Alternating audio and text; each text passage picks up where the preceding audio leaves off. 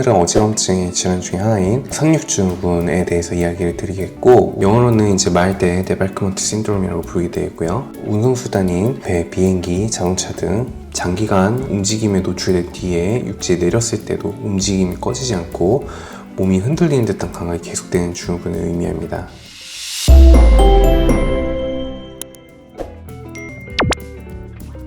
주요한 특징으로는 이제 병력상 배나 보트, 크루즈같이 장기간 수동적으로 이동하는 운송수단에 노출된 후에 환자분들이 내리면 시작되는 진동, 그리고 흔들림, 출렁임 같은 감각, 그리고 이런 증상이 최소 1개월 이상 지속되는 경우를 의미합니다. 움직이는 차나 오히려 운전할 때 증상이 덜해지는 경향이 있고, 이런 것들이 이제 차를 타면 편해진다고 전형적인 호소를 하시게 되는데요.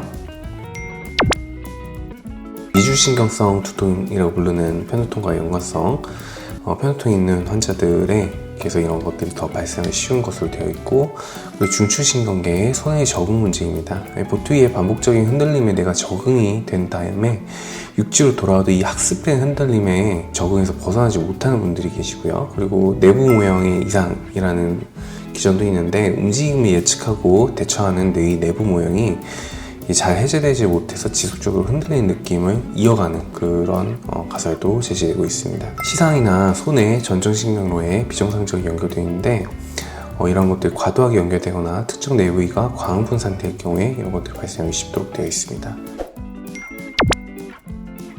유사 증상들이 있어서 감별 진단이 필요한 질환이고요. 첫 번째 이제 렌트 시크니스라고 불리는 것들로 이제 기전이 반대입니다. 배에서 내린 후에 불안정이나 흔들림을 느끼지만 대부분은 길어도 한 이틀, 3일 정도면 해소되는 증후군이고, 이 상륙증후군의 경우는 1개월 이상 지속되기 때문에 이런 점에서 이제 반대라고 볼 수가 있겠고요. 반대로 이제 모션 시크니스가 있는데, 운동 유발성 멀미입니다. 이제 이동수단에서 발생하는 그 멀미 자체를 얘기를 하게 되겠고, 이 말데브랭크 신드롬과 달리 이제 멀미는 차나 배에 타는 이동 중에 주로 발생하죠. 배멀미라고 저희가 부르기도 하고요. 내린 뒤에 오래 지속되지 않는 게 특징입니다.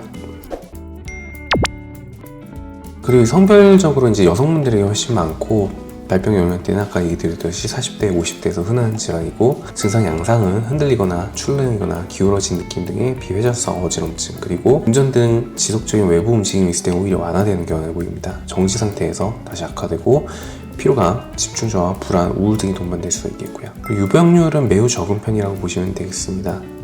저쪽 어지럼증 환자 중에서 극히 일부라고 보시면 되는데, 운송수단을 장기간 하시는 분들이 점점 늘어나는 형상이기 때문에 이런 것도 호소하는 사례도 점차 늘어나는 추세라고 보시면 되겠습니다. 주요 진단 기준은 이렇게 이제 장기간의 수동적 움직임에 노출된 뒤에 수분이나 48시간 이내에 비회전성 어지럼증이 시작되고, 이런 증상이 최소 1개월 이상 지속되는 것을 의미를 합니다. 자동차나 열차 탑승과 같은 추가 움직임에서 증상이 줄어들고, 그리고 다른 뇌의 질환인 전정신경염, 메니에르병 등과는 관련이 없을 때, 신경학적 질환과도 관련이 없을 때를 전제로 하고 있고, 마찬가지로 영상검사상에서 구조적 병변이 없을 때 비로소 이러한 진단이 낼 수가 있게 되겠습니다. 그리고 감별 진단으로는 청력검사나 전정기능검사를 통해서 다른 뇌의 질환의 배제가 꼭 필요하겠고요. 필요하다면 이제 뇌 MRI나 CT를 촬영해서 종양, 뇌졸중, 다발성, 경화증 등의 다른 어지럼증 질환을 배제하셔야 되겠죠. 그리고 편두통성 어지럼증이나 기립성 저혈압, 불안장애 등 다른 상병에 대해서도 감별이 배제가 되어야 이런 진단을 낼 수가 있게 되겠습니다.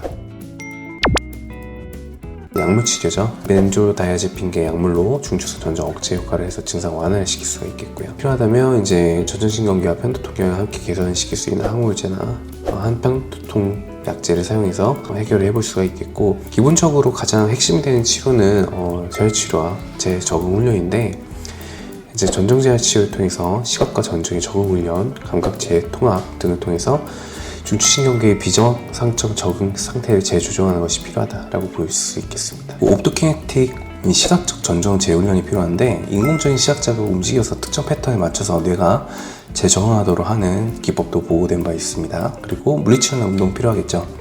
경관 직면에서 균형 감각을 재학습하도록 운동을 해주고, 시각과 균형기 간의 협응 운동 등이 지속되도록 훈련하는 게 많은 도움이 될 수가 있습니다. 지속적인 차량 운전은 증상 해소를 오히려 지연시킬 수 있기 때문에 이런 것들이 증상을 호전시킨다 하더라도 적절한 생활습관 조절을 통해서 회복시킨 것이 더 중요하다 볼 수 있겠고, 심리치료나 이완요법도 필요합니다. 장기적인 어지럼증과 이에 따른 불안, 우울, 수면장애가 생길 수 있기 때문에 필요시 인지행동 치료나 이완 훈련 등을 통해서 이런 것들을 해소해 주는 것이 좀 도움이 되겠습니다. 크루즈 등 장시간 해상 여행 후 이런 상류증후군의 재발 경험이 있었던 환자분들의 경우 예방을 할 수가 있습니다. 이렇게 증상이 있을 때 짧은 벤조다이아제핀 계열의 약물 투여가 예방적으로 필요할 수가 있고요. 여행 중에 과도한 음주, 카페인, 수면 부족을 피하고 장시간의 심한 균형기관 노출을 최소화하는 것을 권장하고요. 그리고 여행에서 돌아온 직후에는 적절한 휴식과 교연감과 재정비를 해서 이런 것들 회복을 도와줘야 되는데, 이제 편안한 환경에서 걸어주고 시각적으로 안정하고 긴장 완화하는 기법들을 사용하는 것이 좋습니다.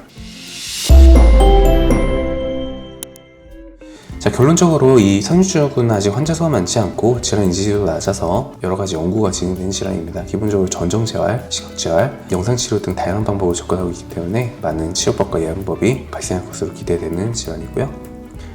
자, 이상으로 아산수 이병관 대표님 소개기였습니다. 경청해주셔서 감사합니다.